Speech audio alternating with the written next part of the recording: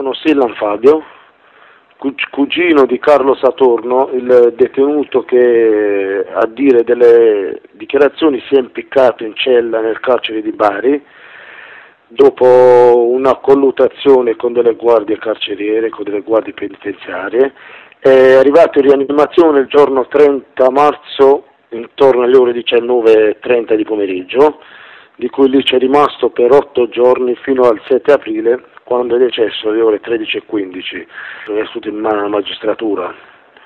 Quindi noi sappiamo fino a che era in rianimazione, fino a che hanno fatto l'autopsia, fino a che l'abbiamo vestito, fino a che ha fatto il funerale. Ora noi abbiamo depositato delle denunce contro ignoti. Adesso fra un po' ci vogliono anche querelare, però noi abbiamo denunciato solo contro ignoti per omicidio colposo e per induzione al suicidio. Quindi sono denunce depositate dal pubblico ministero contro ignoti. Diciamo adesso la magistratura dovrebbe fare il suo corso, credo. Quello che io vorrei dire è di non, specialmente i giovani detenuti, di non tenersi tutto dentro se subiscono delle percosse, se subiscono delle violenze anche psicologiche, di denunciare tutto alla magistratura, perché alla fine si farà la fine purtroppo di mio cugino che aveva solo 23 anni e adesso si trova in una bara al cimitero. Carlo era un ragazzo molto forte, irruento, cioè non si teneva niente, litigava con tutti, ha litigato in qualsiasi carcere di cui è passato, perché lui è passato dal minorile di Monteroni di Lecce, dove ha denunciato insieme a altri 2 detenuti 9 guardie penitenziarie che l'avevano percorso fisicamente, seviziato fisicamente, dal carcere di Taranto al carcere di Lucera al carcere di Bari. Aveva sempre questa faccia di una guardia penitenziaria, lui la vedeva sempre come un nemico. Purtroppo da quell'anno che è successo, che riguarda dal 2003-2005, quando lui era minorenne, quando era nel carcere minorile di Monteroni a Lecce, ha subito delle percosse, delle sevizie, e c'è una denuncia, c'è un processo in atto di cui l'hanno rinviato a giugno dell'anno prossimo, quando il processo andrà in prescrizione. Ci rivolgeremo anche al CSM perché non vorremmo che vada in prescrizione. Era parte resa contro 9 guardie penitenziarie del carcere minorile.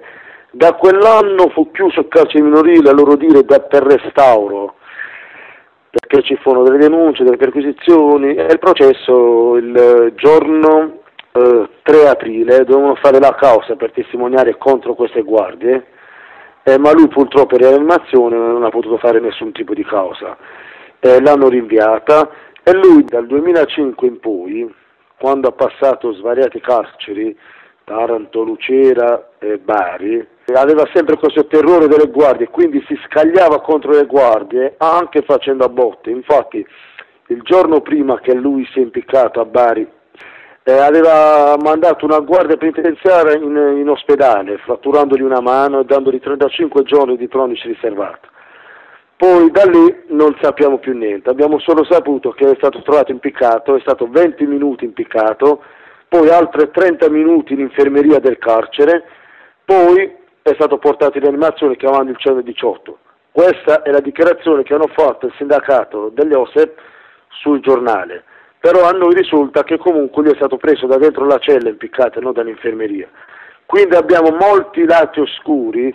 Adesso la magistratura, gli avvocati faranno il loro corso e aspetteremo questi 90 giorni per avere il referto medico dell'autopsia. La magistratura ha nominato il dottor Introna come medico legale, noi abbiamo nominato la dottoressa Neri dell'Istituto Medicina Legale di Foggia e un'altra dottoressa che è una psichiatra, e in più abbiamo nominato anche un tossicologo per vedere se le avevano iniettato dei calmanti, dei sedativi o dei medicinali fuori dal comune.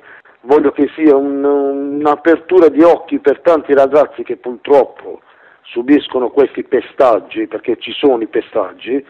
Abbiamo avuto il caso purtroppo ahimè del ragazzo Cucchi e stiamo vedendo che c'è un altro caso adesso di mio cugino in Puglia. Nel carcere di Bari solo in questo mese, nel mese di marzo, sono stati 5 tentati suicidi. Il presidente Vendola è intervenuto, è venuto personalmente all'ospedale in rianimazione e quindi speriamo che nessuna istituzione ci lasci da sola. Solo quello volevo dire ai ragazzi: cercate di denunciare tutto. tutto, non vi prendete paura di nessuno, perché loro sono solo in gruppo che fanno la forza, ma da soli non ce l'hanno tutta questa forza. La colluttazione è venuta perché la seconda sezione doveva essere chiusa per restauro, la devono spostare nella terza. Nel senso, lui ha litigato con la guardia, una guardia in ospedale perché non voleva cambiare cella, non voleva cambiare sezione, ecco perché lui ha avuto questa colluttazione. Nel carcere minorile lui addirittura si è distaccata una retina dell'occhio sinistro per un pugno preso da un appuntato, che noi abbiamo il nome ma non possiamo fare. Quindi l'occhio sinistro non vedeva più, era cieco del tutto dall'occhio sinistro. E da lì è partita le denunce con lui, con altri 2 detenuti. Poi noi questi 2 detenuti non sappiamo chi sono, e queste 9 guardie non sappiamo che fine hanno fatto e se sono stati trasferiti, se sono stati separati in svariati carceri. Chi me lo dice a me che c'erano qualcuno a Taranto, qualcuno a Lucero, qualcuno a Bari di queste 9 guardie che sono implicate nel processo? Quindi ci hanno tenuto tutto nascosto. Come ieri siamo stati in tribunale a depositare le nostre motivazioni dal giudice, con l'avvocato, andremo avanti per questo, perché tutte le dichiarazioni che stanno uscendo sui giornali, che hanno già messo asfissia, queste sono tutte dichiarazioni non attendibili perché l'autopsia, i nostri medici si pronunceranno fra 90 giorni. L'autopsia è stata fatta già sabato scorso. L'autopsia l'ha fatta il medico d'introna della medicina legale di Bari nominato dalla magistratura e la dottoressa Neri come medico legale nominata da noi. Cerchiamo di fare aprire gli occhi ai detenuti che subiscono percorsi, perché è giusto che se loro sbagliano debbano pagare, su questo non ci piove, ma come ha detto il Presidente Vendola, qui non c'è la pena di morte, dal carcere devono uscire vivi, non morti.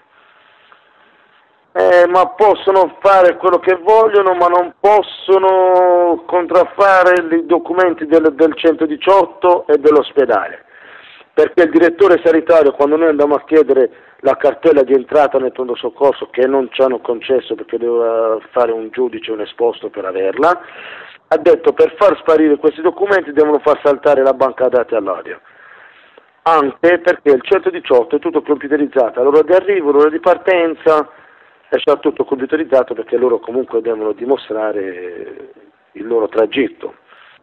La madre per svariate volte mi ha ricevuto un SMS solo alle 19:30. Il fatto è successo tra le 15:05 e le 16. Hanno ricevuto un SMS dal carcere. Noi siamo intervenuti in ospedale, siamo andati in rianimazione alle 20 di sera. Io e l'altro mio cugino siamo accorsi prima di tutti, dove lui d'altronde era pure piantonato dalle guardie. Sì, perché ancora se ne scappava. Dopo 2 giorni ha avuto solo la sospensione del piantonamento e non la scarcerazione.